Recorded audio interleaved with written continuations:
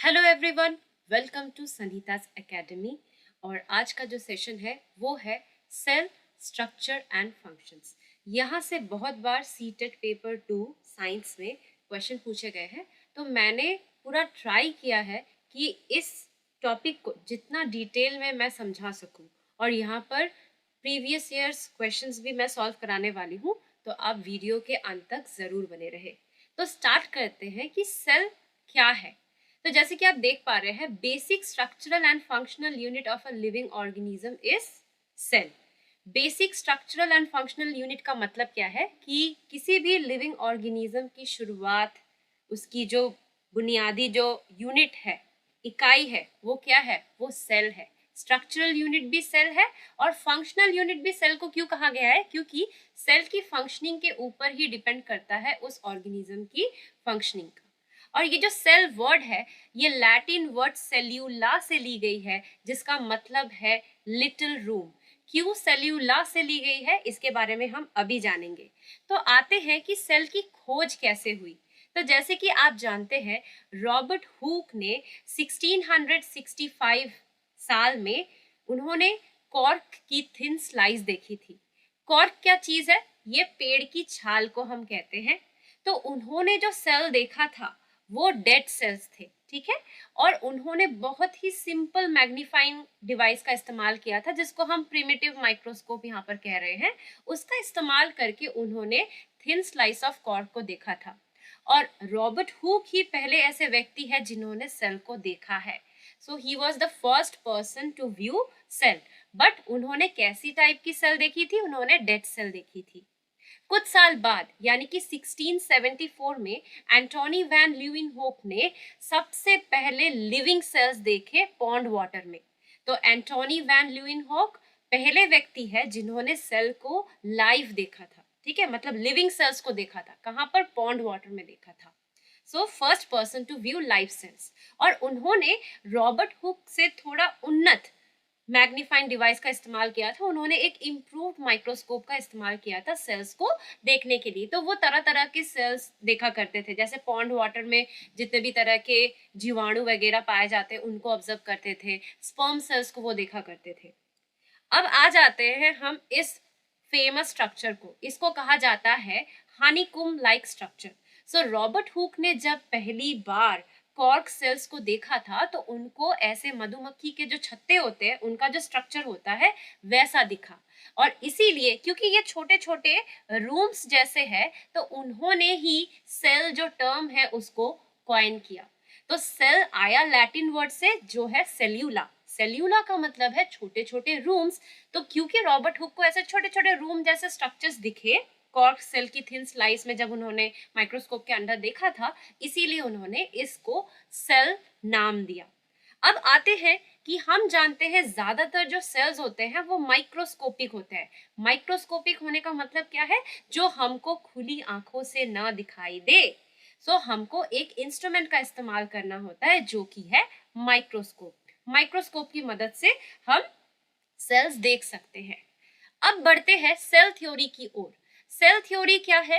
Actually cell theory 3 statements है या 3 postulates है जो 3 बायोलॉजिस्ट ने दी है। वो बायोलॉजिस्ट कौन कौन है? सबसे पहले है मैथायस क्लेडन, जिन्होंने 1838 साल में उन्होंने क्या कहा था कि ये बॉटनिस्ट थे, ठीक है। तो इन्होंने बहुत सालों तक प्लांट्स एंड ट्रीज वगैरह को ऑब्जर्व किया और उन्होंने ये कहा कि all plants are made up of cells, मतलब सभी प्लांट्स सेल के ही बने हुए हैं। फिर आते हैं थियोडोर श्वान। उन्होंने 1839 साल में क्या कहा? वो जूलॉजिस्ट थे, तो वो एनिमल्स के ऊपर रिसर्च कर रहे थे, उनको स्टडी कर रहे थे। और उन्होंने जो पोस्टुलेट दी, जो स्टेटमेंट दी, उन्होंने कहा all animals are made up of cells, यानी कि सभी एनिमल्स भी सेल के बने हुए हैं। कुछ साल बाद रूडोल्फ विर्को ने 1855 में उन्होंने एक पोस्टुलेट दिया। उन्होंने कहा कि सेल एक सेल से ही बनता है। तो उन्होंने इसको ओमनिस सेल्यूला ई सेल्यूला करके लिखा था, जिसका मतलब है cells arise from pre existing cell. तो जैसे कि आप जानते हैं कि अगर ये मदर सेल है, तो मदर सेल डिवाइड करके हमको 2 डॉटर सेल्स देती है। तो ये जो दो डॉटर सेल्स आए, ये कहाँ से आए? ये आए प्री एग्जिस्टिंग मदर सेल से। तो उन्होंने ये बताना चाहा। जो सेल थ्योरी है इसमें 3 पोस्टुलेट्स ही है जो आपको याद रखना है, और किनने कौन सी पोस्टुलेट कही ये थोड़ा सा आप याद करके रख सकते हैं। आगे बढ़ते हैं। हम जानते हैं कि जो ऑर्गेनिजम्स होते हैं वो या तो सिर्फ एक सेल के बने हो सकते हैं या फिर एक से ज्यादा सेल के बने हो सकते हैं। तो एक ऑर्गेनिज्म के अंदर मतलब उसके बॉडी में कितने सेल्स पाए जाते हैं, उस हिसाब से हम ऑर्गेनिज्म को यूनिसेलुलर ऑर्गेनिज्म और मल्टीसेलुलर ऑर्गेनिज्म में बांट सकते हैं। तो जो यूनिसेलुलर ऑर्गेनिज्म में यूनि का मतलब है वन और सेल्यूलर का मतलब है सेल, वैसे ही मल्टी सेलुलर ऑर्गेनिज्म में मल्टी का मतलब है मेनी और सेल्यूलर का मतलब है सेल। जो यूनिसेलुलर ऑर्गेनिजम्स होते हैं वो सिर्फ एक ही सिंगल सेल के बने होते हैं, वेरएस जो मल्टी सेलुलर ऑर्गेनिजम्स होते हैं वो एक से ज्यादा सेल की उनकी बॉडी बनी हुई होती है। यूनिसेलुलर ऑर्गेनिज्म में क्योंकि वो एक ही सेल के बने होते हैं तो एक ही सेल सारा काम करती है, डाइजेशन का, रिप्रोडक्शन का, रेस्पिरेशन का, एक्सक्रीशन का, सारा काम एक ही सेल करती है।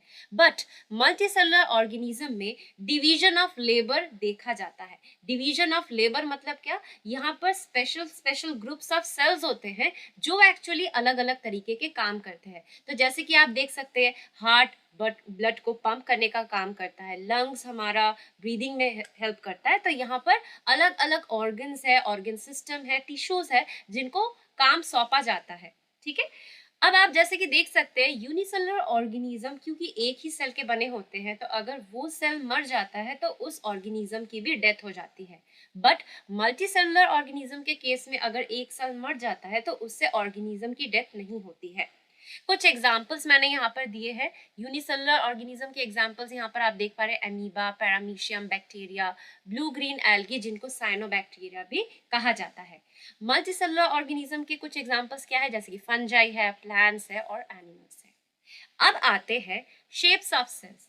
तो आप सोचेंगे कि जो सेल होते हैं क्या वो सिर्फ राउंड शेप या ओवल शेप के होते हैं? नहीं, सेल्स के अलग अलग तरीके के शेप होते हैं। जैसे कि आप यहाँ पर देख सकते हैं मैंने 4 डिफरेंट टाइप्स ऑफ शेप वाले सेल्स को बनाया है। तो पहला जो आप देख पा रहे हैं जो फिगर है वो अमीबा का है।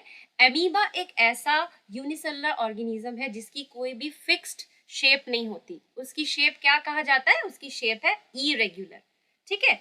फिर दूसरा आता है red blood corpuscle. Red blood corpuscle को अगर आप देखेंगे तो ये राउंड है और बाइकॉनकेव है। ठीक है। फिर आते हैं स्मूथ मसल सेल्स जो कि स्मूथ मसल का ही पार्ट है, उस टिश्यू का पार्ट है। तो इसकी शेप कैसी है? स्पिंडल शेपेड है, मतलब जो एंड्स है वो पॉइंटेड है, बीच का हिस्सा थोड़ा सा मोटा है, नाव जैसी शेप या आंख जैसी शेप। फिर आते हैं हम न्यूरॉन जिसको हम नर्व सेल भी कहते हैं। यहाँ पर अगर आप न्यूरॉन के स्ट्रक्चर को देखेंगे तो ये कैसी दिख रही है आपको? Long and branched. सो यहाँ पर मैंने लिखा हुआ है लॉन्ग एंड ब्रांच्ड। सो यहाँ पर शेप्स मैंने बताया हुआ है। तो कभी आपने ये सोचा है कि जो सेल्स है उनकी अलग अलग शेप्स क्यों होती है? उनकी शेप्स अलग अलग इसलिए होती है क्योंकि उनका फंक्शन अलग अलग होता है। तो सेल शेप डिपेंड करता है कि वो किस तरह के काम कर रहे हैं, क्या फंक्शन है उनकी।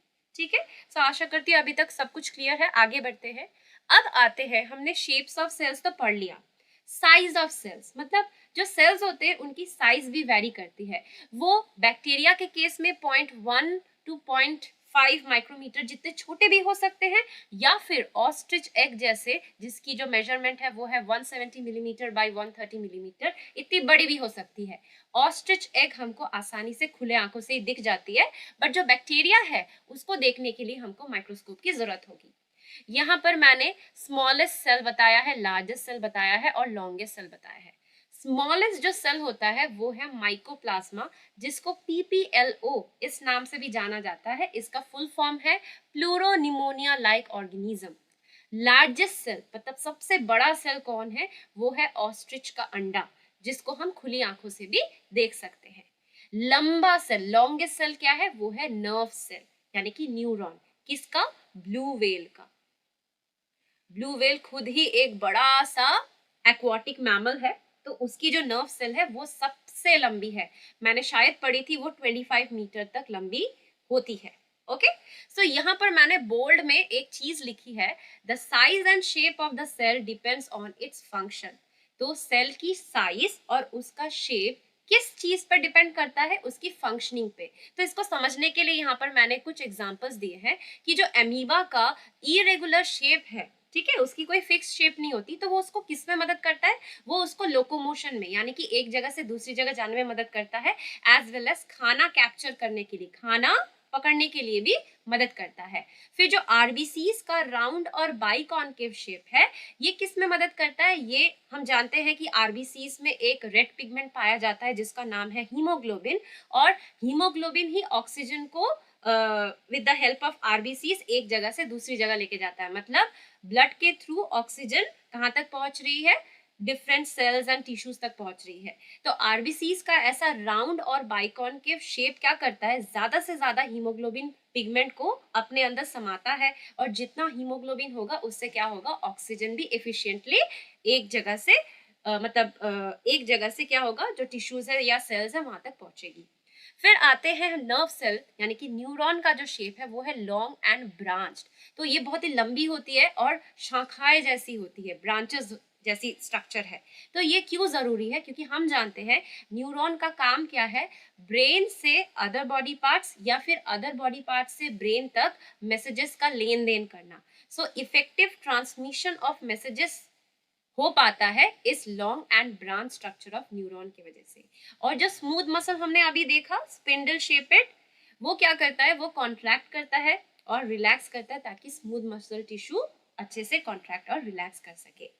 अब आपसे एक चीज मैं पूछने वाली हूँ कि जो एलिफेंट है और जो रैट है, एलिफेंट रैट की तुलना में बहुत बड़ा एक लिविंग ऑर्गेनिज्म है, तो क्या आपको लगता है कि एलिफेंट की बॉडी में जो सेल्स पाए जाएंगे वो रैट की बॉडी के सेल्स से ज्यादा बड़े होंगे?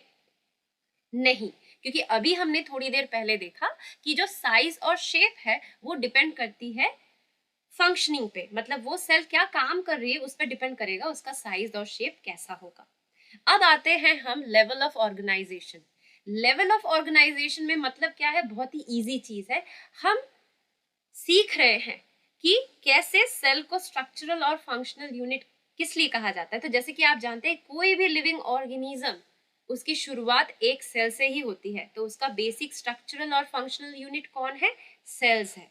अब एक ही जैसे दिखने वाले सेल और कभी कभार थोड़े अलग दिखने वाले सेल जब एक ग्रुप बनाकर कोई एक पर्टिकुलर काम करते हैं उसको हम टिश्यूज कहते हैं। तो अ ग्रुप ऑफ सिमिलर और dissimilar cells performing a particular function is called tissue. So group of cells बनाएगा टिश्यू, टिश्यूज बनाते हैं ऑर्गन्स, ऑर्गन्स ऑर्गन सिस्टम के पार्ट होते हैं, और अलग अलग तरीके के ऑर्गन सिस्टम एक लिविंग ऑर्गेनिज्म को बनाते हैं और उसके सारी फंक्शनिंग को कंट्रोल करते हैं।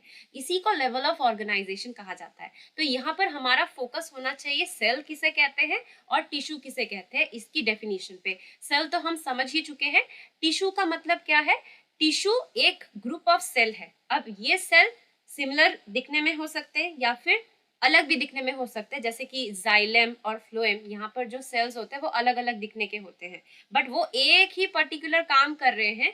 तो a group of cell performing a particular function is called a tissue. ये आपको ध्यान में रखना है। आगे बढ़ते हैं हम। अब हम सेल की स्ट्रक्चर के बारे में समझेंगे। तो ज्यादातर सेल्स में क्या होती है, तीन फीचर्स कॉमन होती है। ज्यादातर सेल्स में सेल मेम्ब्रेन होती है जो कि एक कवरिंग है सेल की, ठीक है, जो सेल को शेप देती है और सेल के इनर एनवायरनमेंट को आउटर एनवायरनमेंट से अलग करती है, दो सेल को अलग करती है।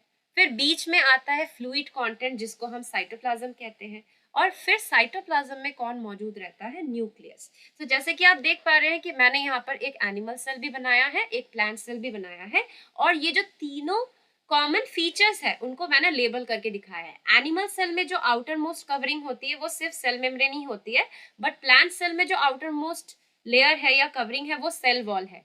सेल वॉल पहले आता है और उसके बाद सेल मेम्ब्रेन आता है। फिर दोनों में ही आप देख पा रहे हैं फ्लूइड कंटेंट जिसको हम साइटोप्लाज्म कह रहे हैं वो दिखाया गया है, और दोनों में हमने न्यूक्लियस भी दिखाया हुआ है। अब आते हैं, क्योंकि हमने न्यूक्लियस जो है इसके बारे में अभी बातचीत की, तो जो सेल्स है ना उसको हम दो कैटेगरी में डिवाइड कर सकते हैं बेस्ड ऑन द प्रेजेंस और एब्सेंस ऑफ न्यूक्लियस। मतलब सेल में न्यूक्लियस है कि नहीं है, well defined and membrane bound nucleus है कि नहीं है, उस बेसिस पे भी हम सेल को दो भागों में बांट सकते हैं। तो सबसे पहला आता है यूकैरियोटिक सेल और फिर है प्रोकैरियोटिक सेल। सो यूकैरियोटिक जो टर्म है, यहाँ पर यू का मतलब है ट्रू और कैरियोन का मतलब है न्यूक्लियस। सो यूकैरियोटिक सेल में well defined and membrane bound nucleus present रहता है। प्रोकैरियोटिक में जो प्रोकैरियोटिक वर्ड है, प्रो का मतलब है प्रिमिटिव और कैरियोन का मतलब है न्यूक्लियस। मतलब प्रोकैरियोटिक सेल में well defined and membrane bound nucleus present नहीं होता है, ठीक है, एब्सेंट रहता है। तो क्योंकि यूकैरियोटिक सेल में न्यूक्लियस मौजूद है, तो जो जेनेटिक मटेरियल है जैसे कि डीएनए, हाँ, वो किसके अंदर रहता है, वो न्यूक्लियस के अंदर ही रहता है। और प्रोकैरियोटिक सेल में क्योंकि well defined and membrane bound nucleus नहीं है, तो इन सेल्स की जो जेनेटिक मटेरियल होती है वो डायरेक्ट साइटोप्लाज्म के कांटेक्ट में रहती है और उस पार्ट को कहा जाता है न्यूक्लियोइड। ओके। यूकैरियोटिक सेल्स में मेम्ब्रेन बाउंड सेल ऑर्गेनल्स पाए जाते हैं जैसे कि एंडोप्लाज्मिक रेटिकुलम, प्लास्टिड्स, माइटोकॉन्ड्रिया, फिर लाइसोसोम, वैक्यूल्स, ये सब पाए जाते हैं। बट प्रोकैरियोटिक सेल में मेम्ब्रेन बाउंड ऑर्गेनल्स एब्सेंट रहते हैं, ये पाए नहीं जाते हैं। फिर जो राइबोसोम है वो 80S होती है और यूकैरियोटिक सेल के केस में, और 70S राइबोसोम्स होता है प्रोकैरियोटिक सेल के केस में। जो यूकैरियोटिक सेल्स है वो थोड़े बड़े होते हैं साइज में, 5 to 100 माइक्रोमीटर उनकी साइज होती है। और जो प्रोकैरियोटिक सेल्स होते हैं वो कंपैरेटिवली स्मॉल होते हैं, 1 to 10 माइक्रोमीटर उनकी साइज होती है। यूकैरियोटिक सेल में एक से ज्यादा क्रोमोसोम पाए जाते हैं, वेयर एज जो प्रोकैरियोटिक सेल है वहां पे सिंगल क्रोमोसोम ही पाया जाता है। एग्जाम्पल क्या है यूकैरियोटिक सेल का, plant cell and animal cell.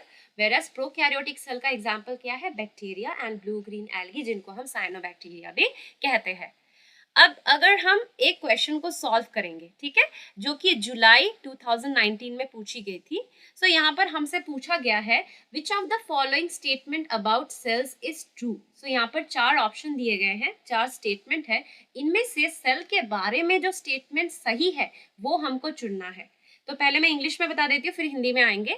All cells are round in shape, तो कह रहा है कि जो सभी सेल्स है उनकी शेप राउंड ही होती है। नहीं, हमने अभी देखा किसी का इरेगुलर शेप होता है, कोई स्पिंडल शेपेड होता है, कोई लॉन्ग एंड ब्रांच्ड होता है, तो ये तो स्टेटमेंट सही नहीं है। Cells of a tissue have similar structure, so tissue के जो सेल्स होते हैं उनकी जो स्ट्रक्चर होती है वो लगभग लगभग सेम होती है, तो इसको फिर भी हम कंसिडर कर सकते हैं। बाकी ऑप्शंस भी देख लेते हैं। Size of cells is same in a well organised organism, तो बोल रहे वेल ऑर्गेनाइज्ड ऑर्गेनिज्म में जो सेल की साइज होती है वो बिल्कुल सेम होती है, नहीं, अलग अलग तरीके के सेल की अलग अलग साइज होती है, तो ये भी गलत है। All the cells have nucleus, यहाँ पर कहा गया है कि सभी सेल्स में न्यूक्लियस पाई जाती है, तो अभी अभी हमने देखा कि प्रोकैरियोटिक सेल में न्यूक्लियस मौजूद नहीं होता है। तो यहाँ पर जो ऑप्शन 2 है वही इस क्वेश्चन का सही आंसर है कि टिश्यू के जो सेल्स होते हैं वो ज्यादातर लगभग लगभग सिमिलर होते हैं उनके स्ट्रक्चर। सो 73 में यहाँ पे क्या पूछा गया था, कोशिका के विषय में कौन सा कथन सत्य है, तो यहाँ पर ऑप्शन नंबर 2 सही है, किसी ऊतक की कोशिकाएं समान होती है। सो ऊतक की जो कोशिकाएं होती है उनकी जो स्ट्रक्चर होती है वो सेम होती है। बढ़ते हैं आगे। अभी हम सेल के डिफरेंट डिफरेंट जो पार्ट्स है उनको पढ़ेंगे। तो सबसे पहला जो पार्ट आता है वो है सेल वॉल। तो जो सेल वॉल है जैसे कि आप जानते हैं वो प्लांट सेल का आउटर मोस्ट कवरिंग है। तो ये रिजिड यानी कि सख्त outer covering of plant cell है। It lies outside the plasma membrane, मतलब ये सेल मेम्ब्रेन के बाहर रहता है, ठीक है। प्लांट सेल वॉल किस चीज का बना हुआ है, ये बना हुआ है सेल्यूलोज का। सेल वॉल डेड होता है, ठीक है, और ये फ्रीली परमिएबल है। फ्रीली परमिएबल का मतलब है सेल वॉल के आर पार कोई भी चीज आ जा सकती है, इसमें कोई रोक टोक नहीं है, ठीक है। फंक्शन क्या है, it gives structural strength and support to plant cells. So जैसे कि आप जानते हैं प्लांट्स एक ही जगह पे टिके रहते हैं, वो एनिमल्स या ह्यूमंस की तरह कोई भी मुसीबत आए तो इधर से उधर नहीं जा सकते, सेफ प्लेस में नहीं जा सकते, उनको हार्श कंडीशंस वहीं पे रह के फेस करना होता है। तो इसीलिए इनकी जो सेल्स है, इनकी सेल में सेल वॉल होती है जिससे इसको स्ट्रक्चरल स्ट्रेंथ और सपोर्ट मिलता है। दूसरा क्या है, कोई भी मैकेनिकल प्रेशर या ऑस्मोटिक प्रेशर को भी ये झेल पाते हैं इस सेल वॉल की प्रेजेंस की वजह से। So protection against mechanical and osmotic pressure, ये दूसरा फंक्शन है सेल वॉल का। अब आते हैं सेल मेम्ब्रेन में। सेल मेम्ब्रेन के बारे में हम क्या जानते हैं कि जो सेल मेम्ब्रेन है वो लिविंग है और वो बहुत फ्लेक्सिबल भी है, और ये आउटर मोस्ट कवरिंग है एनिमल सेल्स का। जो सेल मेम्ब्रेन है वो प्रोटीन्स एंड लिपिड्स की बनी हुई है। लिपिड्स डबल लेयर बनाती है, मतलब बाई लेयर बनाती है, और जो प्रोटीन्स है उसमें क्या बोलूं, उसमें एम्बेडेड होते हैं, मतलब उसके आर पार भी रह सकते हैं या फिर बाहरी ओर भी रह सकते हैं। तो ये मैं पिक्चर दिखाऊंगी तो आपको क्लियर हो जाएगा। जो सेल मेम्ब्रेन है उसको प्लाज्मा मेम्ब्रेन भी कहा जाता है। वो सिलेक्टिवली परमिएबल है या फिर हम उसको सेमी परमिएबल कहते हैं। मतलब सेल मेम्ब्रेन क्या करता है, वो गेट कीपर की तरह काम करता है। जैसे स्कूल के गेट कीपर स्टूडेंट्स को ही अलाउ करते हैं, किसी अननोन पर्सन को अगर वो अलाउ करते भी है तो कोई गेट पास या पूछ लेते हैं किस काम से आए हैं। तो गेट कीपर का काम क्या है, देखना कि किसको एंट्री मिलनी चाहिए और किसको नहीं मिलनी चाहिए। तो वैसे ही जो प्लाज्मा मेम्ब्रेन है यानी कि जो सेल मेम्ब्रेन है वो एंट्री और एग्जिट ऑफ सब्सटेंस को रेगुलेट करता है। वो देखता है कि कौन सी चीज सेल के अंदर आनी चाहिए थ्रू सेल मेम्ब्रेन या फिर सेल से बाहर जानी चाहिए थ्रू सेल मेम्ब्रेन। फिर सेल मेम्ब्रेन का जो काम है वो क्या है, ये एनिमल सेल को शेप देता है। दूसरा जो मैंने अभी आपसे बताया कि इट रेगुलेट्स द एंट्री और exit of substances in and out of the cell. और तीसरा जो है, it separates one cell from another cell, मतलब एक सेल से दूसरे सेल को सेपरेट करता है या फिर एक सेल को उसकी आउटर सराउंडिंग से अलग करता है। ठीक है, तो यहाँ पर आप देख सकते हैं मैंने सेल मेम्ब्रेन का स्ट्रक्चर अच्छी तरीके से दिखाया हुआ है। तो आप देख पा रहे हैं ये फर्स्ट लेयर ऑफ लिपिड है, ये दूसरी लेयर ऑफ लिपिड है, इसलिए लिपिड बाई लेयर मैंने कहा है। कुछ कुछ प्रोटीन्स इस लिपिड बाई लेयर के आर पार जाती है जिनको हम इंटीग्रल प्रोटीन्स कहते हैं, और कुछ कुछ प्रोटीन या तो आउटर साइड या फिर inner side of the cell membrane में मौजूद रहती है जिनको हम पेरिफेरल प्रोटीन्स कहते हैं। तो ये सेल मेम्ब्रेन का स्ट्रक्चर है। आगे चलते हैं हम। अब हम जानेंगे fluid content of the cell. So fluid content inside the plasma membrane is cytoplasm, मतलब प्लाज्मा मेम्ब्रेन जो आउटर मोस्ट कवरिंग है एनिमल सेल में, इसके अंदर जो फ्लूइड कंटेंट समाया हुआ है उसको हम साइटोप्लाज्म कहते हैं। ये जेली लाइक सब्सटेंस होता है। किसके बीच होता है, सेल मेम्ब्रेन और न्यूक्लियस के बीच में ये जेली लाइक फ्लूइड कंटेंट रहता है। ठीक है, और साइटोप्लाज्म में क्या मौजूद रहते हैं, स्पेशलाइज्ड सेल ऑर्गन जैसे mitochondria, endoplasmic reticulum, Golgi apparatus, lysosomes, vacuoles, ये सब सेल ऑर्गेनल्स साइटोप्लाज्म में तैरते रहते हैं, मतलब वहां पे वो मौजूद रहते हैं। It is the place for various cellular activities and reaction. तो साइटोप्लाज्म में एक्चुअली होता क्या है, यहाँ पर जो सेल के काम है तरह तरह के वो होते हैं, और बायोकेमिकल रिएक्शंस भी यहाँ पर ही हुआ करती है। अब आते हैं न्यूक्लियस को समझते हैं हम। सो न्यूक्लियस की खोज किसने की थी, रॉबर्ट ब्राउन ने की थी, ये आपको याद रखना है। It is called the brain of the cell या control centre of the cell. So जैसे कि किसी भी इंसान का जो ब्रेन है वही उसके सभी काम को कंट्रोल करता है, वैसे ही एक सेल का ब्रेन कौन है, वो है न्यूक्लियस। न्यूक्लियस सेल की सारी एक्टिविटीज को कंट्रोल करता है, इसीलिए उसे ब्रेन ऑफ द सेल कहा जाता है या फिर control centre of the cell कहा जाता है। अब आते हैं न्यूक्लियस के स्ट्रक्चर को इन डिटेल समझते हैं।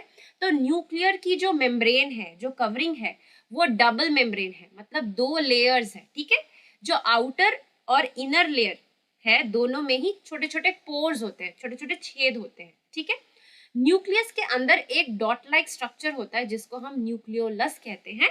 न्यूक्लियस में क्रोमैटिन फाइबर्स पाई जाती है, और जो न्यूक्लियस का फ्लूइड पार्ट है, जैसे सेल का फ्लूइड पार्ट साइटोप्लाज्म कहलाता है, वैसे ही न्यूक्लियस का जो फ्लूइड पार्ट है वो न्यूक्लियोप्लाज्म कहलाता है। तो न्यूक्लियस के फंक्शंस देख लिए जाए। न्यूक्लियस का काम है सेल के सारे एक्टिविटीज को कंट्रोल करना, और ये सेल रिप्रोडक्शन, मतलब एक सेल से दो सेल बनने में वहां पर भी इसका रोल रहता है, जहां पर एक सिंगल सेल डिवाइड करके दो न्यू डॉटर सेल्स बनाता है। अब हम यहाँ पर थोड़ा फोकस करेंगे न्यूक्लियस के स्ट्रक्चर पे। तो आप देख पा रहे हैं कि जो न्यूक्लियस है ये ऊपर की आउटर मेम्ब्रेन है और ये इनर मेम्ब्रेन है, और ये जो जगह है ये क्या है, ये जो गैप्स आपको दिख रहे हैं ये सभी क्या है, these are the nuclear pore. और मैंने यहाँ पर ये डबल मेम्ब्रेन जो है वो क्या है, न्यूक्लियर मेम्ब्रेन है। मैंने कहा था न्यूक्लियस के बीच में जो डॉट लाइक स्ट्रक्चर है वो कहलाता है न्यूक्लियोलस, और ये जो आपको धागे जैसा दिख रहा है, ठीक है, मेसी चीज जो दिख रही है वो है क्रोमैटिन फाइबर्स, यानी कि इसमें जेनेटिक मटेरियल होता है। इसको जूम इन करेंगे तो हमको यहाँ पे डीएनए मिलेगा, फिर डीएनए का जो फंक्शनल सेगमेंट है वो जीन मिलेगा, तो वो हम बाद में डिस्कस कर रहे हैं अभी। और जो fluid content of the nucleus है उसे हम न्यूक्लियोप्लाज्म कहते हैं। अब आते हैं न्यूक्लियस से जीन तक का सफर। तो यहाँ पर हमको थोड़ा सा समझना है कि कैसे क्या हो रहा है। तो अभी मैंने आपको न्यूक्लियस का स्ट्रक्चर दिखा दिया, मैंने आपको ये भी बताया कि न्यूक्लियस के अंदर क्रोमैटिन फाइबर्स होता है। तो मैं अभी क्रोमैटिन फाइबर्स को अलग करके यहाँ पे ड्रॉ करके दिखाई हूँ आपको। क्रोमैटिन फाइबर्स जब कोई सेल डिवाइड करने वाला होता है तो वो बहुत जल्दी क्या करते हैं, कॉयल करके कॉन्डेंस करके ऐसे रॉड लाइक स्ट्रक्चर बनाते हैं जिनको हम क्रोमोसोम कहते हैं। अब क्रोमोसोम को अगर आप जूम इन करके देखेंगे तो आपको जेनेटिक मटेरियल मिलेगा जो कि है डीएनए। और डीएनए, पूरा डीएनए प्रोटीन को कोड नहीं करता है। डीएनए के कुछ कुछ स्पेसिफिक हिस्से होते हैं जो फंक्शनल होते हैं, यानी कि जिससे प्रोटीन बनता है। तो जो फंक्शनल सेगमेंट ऑफ डीएनए है उसी को हम जीन कहते हैं। तो न्यूक्लियस से जीन तक का सफर आपको पता होना चाहिए कि न्यूक्लियस के अंदर क्रोमैटिन फाइबर्स होते हैं। सेल डिवीजन से पहले क्रोमैटिन फाइबर्स हाईली कॉइल्ड होके कॉन्डेंस करके रॉड लाइक स्ट्रक्चर जिनको हम क्रोमोसोम कहते हैं वो बनाते हैं। क्रोमोसोम को अगर हम जूम इन करके देखते हैं तो हमको जेनेटिक मटेरियल डीएनए मिलता है, और डीएनए का जो फंक्शनल सेगमेंट है वो जीन होता है। इसी को मैंने इंग्लिश में एक्सप्लेन किया है कि eukaryotic cells have a nucleus, ठीक है। Inside the nucleus there are chromatin fibres. Chromatin fibers condenses to form rod-like chromosomes when the cell is ready to divide. If we zoom inside the chromosome, we will find DNA, जिसको हम deoxyribonucleic acid कहते हैं, full form है ये, which is the genetic material. Functional segment of the DNA, मतलब that codes for a protein. Gene का वो हिस्सा, DNA का वो हिस्सा जो प्रोटीन को कोड करता है उसे हम जीन कहते हैं। यहाँ पर एक और चीज हमको ध्यान में रखनी है कि हमको अपने माता पिता से जीन्स मिलती है, ठीक है। मतलब हमारे अंदर अपने माता पिता का जीन्स है, बट वो क्या है, वो रिकॉम्बिनेंट फॉर्म में है, वरना हम अपने माता पिता जैसे हूबहू दिखते, कार्बन कॉपी होते। बट नहीं, जब हमारी मदर से जो एग और स्पर्म फादर से फ्यूज करते हैं तो ये जो जेनेटिक मटेरियल है ये रिकॉम्बिनेशन के दौरान हमको एक नया फीचर्स देते हैं जो मम्मी पापा से मिलता जुलता है। तो हमको जीन्स कहाँ से मिलते हैं, हमारे पेरेंट्स से मिलते हैं। और एक चीज आपको ध्यान में रखनी है, अगर किसी सेल से हम न्यूक्लियस को हटा देते हैं तो वो सेल मर जाता है, क्योंकि न्यूक्लियस क्या है, ब्रेन ऑफ द सेल है, वो सब कुछ सारे सेल की फंक्शनिंग को कंट्रोल करता है, इसीलिए वो सेल मर जाएगा अगर उससे न्यूक्लियस को हटा दिया जाए। अब आते हैं, एक नया टर्म सीखेंगे, प्रोटोप्लाज्म। प्रोटोप्लाज्म क्या है? Protoplasm is the living substance of the cell. और ये जो टर्म है इसको किन्ने कॉइन किया था? ये था परकिन्ये, लिखते हैं KINJE बट उच्चारण है परकिन्ये। इन द ईयर 1839 ही कॉइन्ड द टर्म प्रोटोप्लाज्म। तो प्रोटोप्लाज्म सीधा सीधा तौर पे क्या है, न्यूक्लियस और साइटोप्लाज्म को मिलाकर जो भी बनता है, यानी कि जो living substance of the cell है वो है प्रोटोप्लाज्म। अब बढ़ते हैं हम क्वेश्चन की ओर। यहाँ पर हमको क्वेश्चन, ये जो क्वेश्चन है ये आया था 5 जनवरी 2022 में। यहाँ से हमसे पूछा गया है which is not the function of a nucleus in the cell. मतलब सेल में न्यूक्लियस का कौन सा फंक्शन नहीं है इन चारों ऑप्शंस में से? To provide shape and rigidity to the cell. तो ये फंक्शन तो सेल वॉल का है, ठीक है, वो शेप और रिजिडिटी देता है प्लांट सेल को, तो ये न्यूक्लियस का तो फंक्शन नहीं रहा। To transfer traits from parents to offspring in the form of genes, यानी कि जीन्स मदर यानी पेरेंट्स से ऑफस्प्रिंग तक, मतलब बच्चों तक जो उसका ट्रांसफर होता है, तो ये तो न्यूक्लियस का फंक्शन है ही। To act as control centre of the activities of the cell, cell की एक्टिविटीज को कंट्रोल करने वाला, ये भी न्यूक्लियस का फंक्शन है।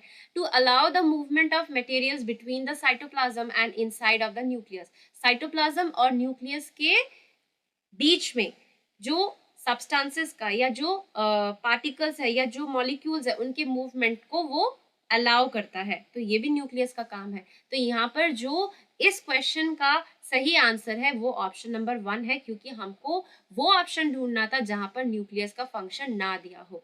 हिंदी में भी यहाँ पर कहा गया है निम्न में से कौन सा कार्य केंद्रक का कार्य नहीं है, तो यहाँ पर जो पहला ऑप्शन है कोशिकाओं को आकार एवं सुदृढ़ता प्रदान करना, ये सेल वॉल का फंक्शन है, ये न्यूक्लियस का यानी कि केंद्रक का ये फंक्शन नहीं है। बढ़ते हैं सेल ऑर्गेनल्स की ओर। सेल ऑर्गेनल्स को समझने के लिए आपको मैंने ये छोटा सा एनालॉजी दिया है। एनालॉजी मतलब क्या? जैसे कि ह्यूमन बॉडी में अलग अलग ऑर्गन्स, लिवर या फिर लंग्स या फिर हार्ट, अलग अलग ऑर्गन्स ह्यूमन बॉडी में अलग अलग काम करते हैं, वैसे ही सेल के भी टाइनी टाइनी स्ट्रक्चर्स होते हैं, tiny tiny organ like structures होते हैं जिनको हम सेल ऑर्गेनल्स कहते हैं। उनकी भी अलग अलग फंक्शन होती है। तो सबसे पहला जो सेल ऑर्गेनल जिसके बारे में हम डिस्कस करने वाले हैं वो है एंडोप्लाज्मिक रेटिकुलम। एंडोप्लाज्मिक रेटिकुलम ऐसे ट्यूब लाइक स्ट्रक्चर्स हो सकते हैं, ट्यूब्यूल्स जैसे हो सकते हैं, ऐसे शीट के जैसे हो सकते हैं, राउंड बैग्स जैसे हो सकते हैं, ऑब्लोंग यानी थोड़े से ओवल शेपेड वेसिकल्स जैसे हो सकते हैं। तो ये उनके कुछ शेप्स है। So it is a large network of membrane bound tubes and sheets. It looks like long tubules और राउंड और ऑब्लोंग बैग्स, जो मैंने अभी आपको हिंदी में बताया। जो एंडोप्लाज्मिक रेटिकुलम है इसके दो टाइप्स होते हैं। पहला है रफ एंडोप्लाज्मिक रेटिकुलम, दूसरा है स्मूथ एंडोप्लाज्मिक रेटिकुलम। तो ऐसा नाम क्यों पड़ा? तो जिस एंडोप्लाज्मिक रेटिकुलम के साथ राइबोसोम्स अटैच्ड रहते हैं तो वो उसकी सरफेस को रफ बनाते हैं, इसीलिए इसको रफ एंडोप्लाज्मिक रेटिकुलम कहा जाता है। वेयर एज एंडोप्लाज्मिक रेटिकुलम के साथ अगर कोई भी जो हिस्सा, मतलब एंडोप्लाज्मिक रेटिकुलम का जो हिस्सा जहां पर राइबोसोम्स अटैच्ड नहीं है, तो वो बाहर से देखने पे स्मूथ दिखता है, इसीलिए उसको स्मूथ एंडोप्लाज्मिक रेटिकुलम कहा जाता है। तो फिर एंडोप्लाज्मिक रेटिकुलम का काम क्या है? तो दोनों जो टाइप्स ऑफ एंडोप्लाज्मिक रेटिकुलम है दोनों का अलग अलग काम है। जैसे कि रफ एंडोप्लाज्मिक रेटिकुलम क्या करता है? प्रोटीन्स बनाता है। वो क्यों प्रोटीन्स बना पाता है? क्योंकि रफ एंडोप्लाज्मिक रेटिकुलम के साथ कौन अटैच्ड है? राइबोसोम्स। राइबोसोम्स को प्रोटीन फैक्ट्री कहा जाता है, राइबोसोम्स प्रोटीन बनाते हैं।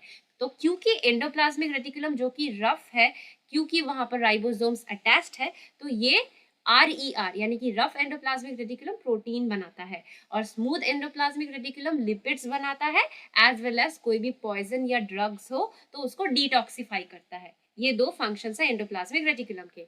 आगे बढ़ते हैं नेक्स्ट सेल ऑर्गेनल की ओर, that is Golgi apparatus. Golgi apparatus जो होता है वो क्या है? फ्लैटेंड सैक्स जैसे, मतलब थैली जैसी स्ट्रक्चर है बट चपटी सी। तो आप देख पा रहे हैं इस टाइप की फ्लैटेंड सैक्स होती है जिनको हम सिस्टर्न्स कहते हैं, और ये ज्यादातर ऐसे पैरेलली अरेंज्ड होती है, ठीक है। और कुछ कुछ ऐसे गोल गोल वेसिकल्स भी हमको आसपास नजर आते हैं। तो ये गोल्जी एपैरेटस का स्ट्रक्चर है। गोल्जी एपैरेटस को डिस्क्राइब किसने किया था? तो वो थे कैमिलो गोल्जी, ठीक है।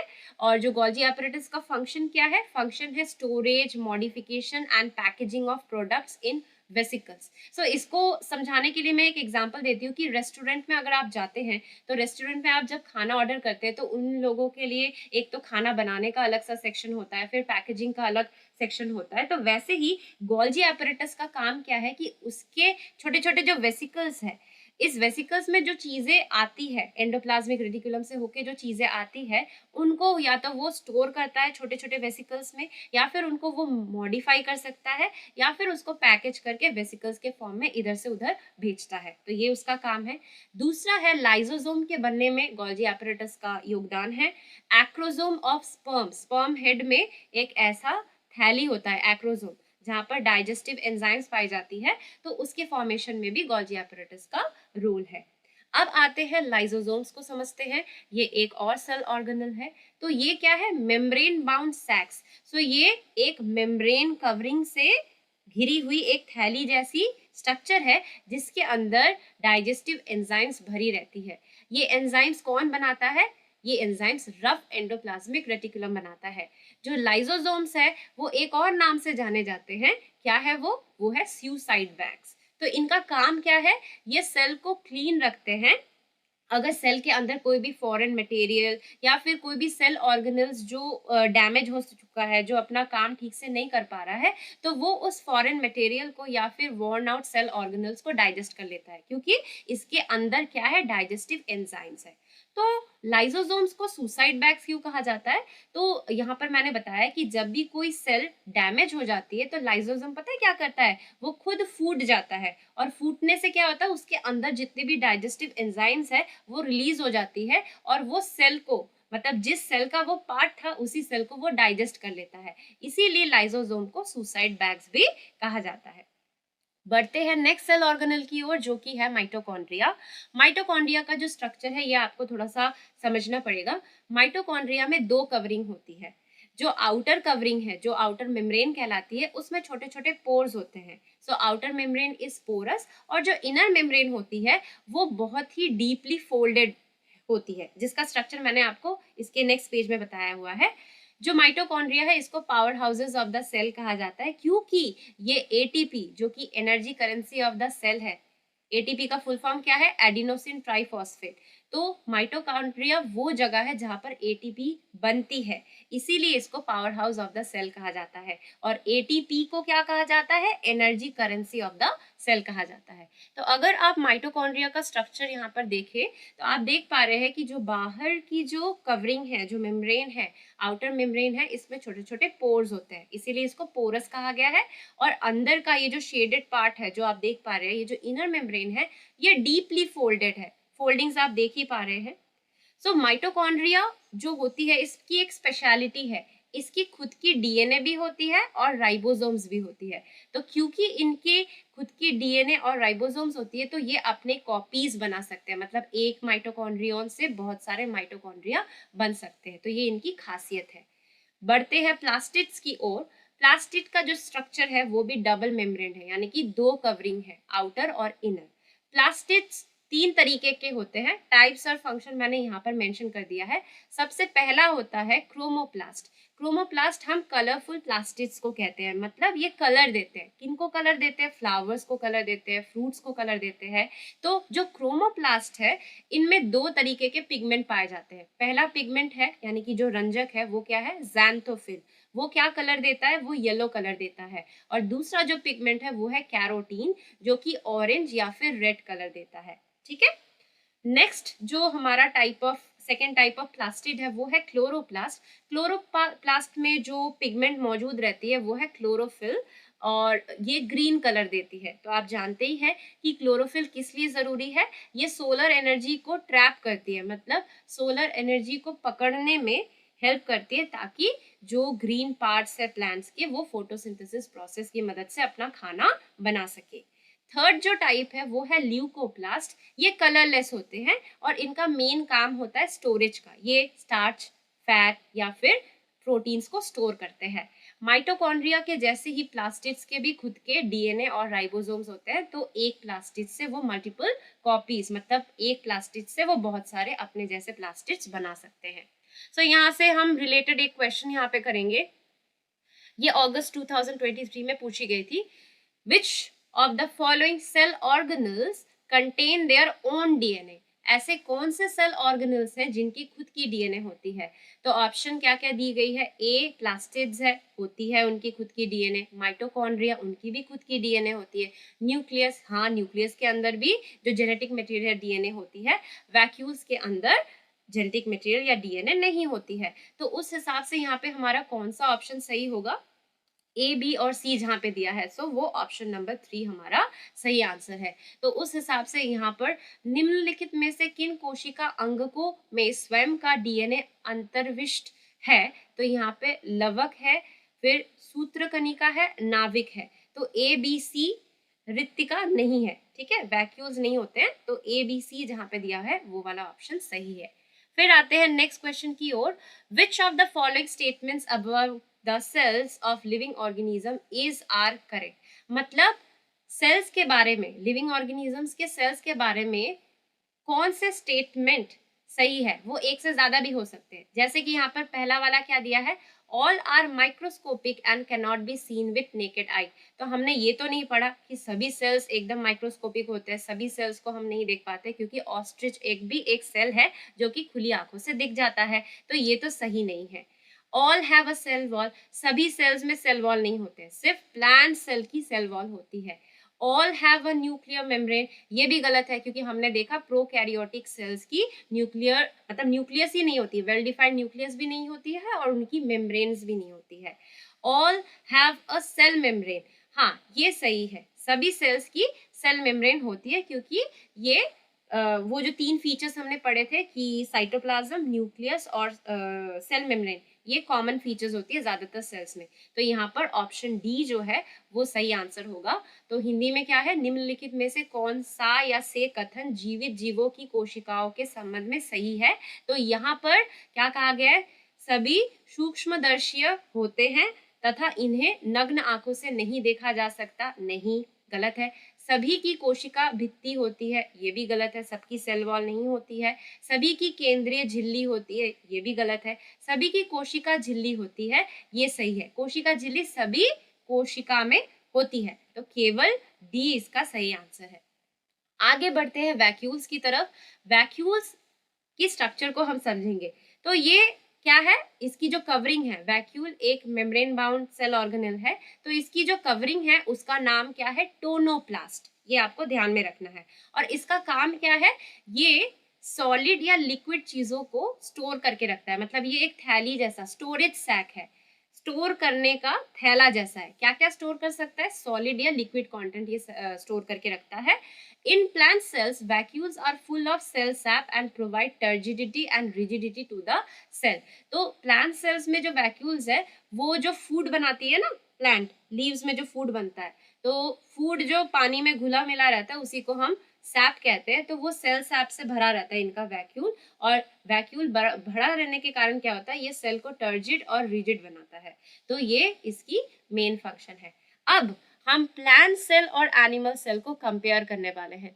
तो प्लांट सेल मतलब प्लांट में पाए जाने वाले जो सेल है, और एनिमल में पाए जाने वाले जो सेल है, उनमें कुछ डिफरेंसेस है। तो किस बेसिस पे डिफरेंस है, क्या प्रेजेंट है और क्या एब्सेंट है, उस बेसिस पे हम प्लांट सेल और एनिमल सेल में अंतर बता सकते हैं। तो जैसे कि आप जानते हैं कि जो प्लांट सेल है उसमें सेल वॉल मौजूद रहती है, एनिमल सेल में वो एब्सेंट है। सेंट्रोजोम का रोल होता है सेल डिवीजन में, ये स्पिंडल फाइबर्स बनाने में मदद करते हैं। तो यहाँ पर ये प्लांट सेल में एब्सेंट है, बट एनिमल सेल में ये प्रेजेंट रहते हैं। वैक्यूल जो होती है प्लांट सेल में वो एक होती है और बहुत बड़ी होती है, मतलब आप अगर प्लांट सेल को देखेंगे तो आप देखेंगे कि जो वैक्यूल है उसने ही ज्यादातर हिस्सा प्लांट सेल का लिया हुआ है। तो दे हैव अ सिंगल, एक ही बड़ी सी लार्ज सेंट्रल वैक्यूल प्रेजेंट होती है। बट एनिमल सेल में क्या होता है, छोटे छोटे एक से ज्यादा वैक्यूल्स हो भी सकते हैं या फिर नहीं भी हो सकते हैं। प्लास्टिड्स प्लांट सेल में मौजूद रहते हैं, बट एनिमल सेल में ये एब्सेंट है। सेल मेम्ब्रेन दोनों में ही प्रेजेंट है, न्यूक्लियस भी दोनों में ही प्रेजेंट है। न्यूक्लियस प्रेजेंट है तो ऑब्वियसली न्यूक्लियर मेम्ब्रेन भी दोनों में ही प्रेजेंट है, और साइटोप्लाज्म भी दोनों में ही प्रेजेंट है।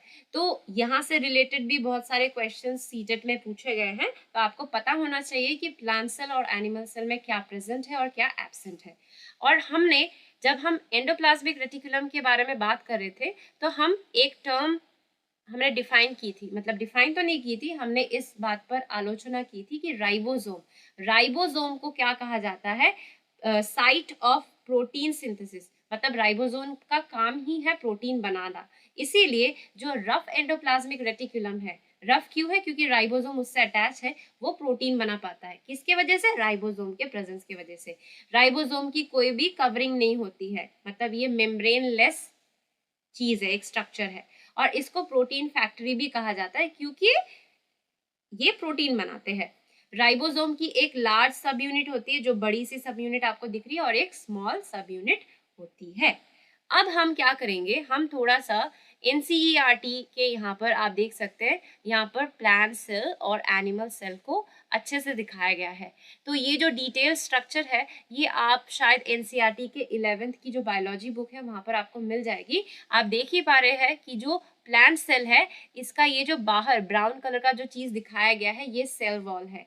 फिर इसके अंदर ये जो हरा सा पार्ट है ये प्लाज्मा मेम्ब्रेन है। तो प्लांट सेल में जो आउटर मोस्ट कवरिंग है वो सेल वॉल है, उसके बाद प्लाज्मा मेम्ब्रेन आती है, फिर बीच का जो ये बड़ा सा फ्लूइड कंटेंट वो साइटोप्लाज्म है, ये है इनका वैक्यूल। आप देख पा रहे हैं ना, ये जो बड़ा सा लार्ज सेंट्रल वैक्यूल है, और एक ही वैक्यूल आपको दिख रहा है। ये छोटे छोटे जो स्ट्रक्चर्स है ये सभी क्या है, ये सभी क्लोरोप्लास्ट है।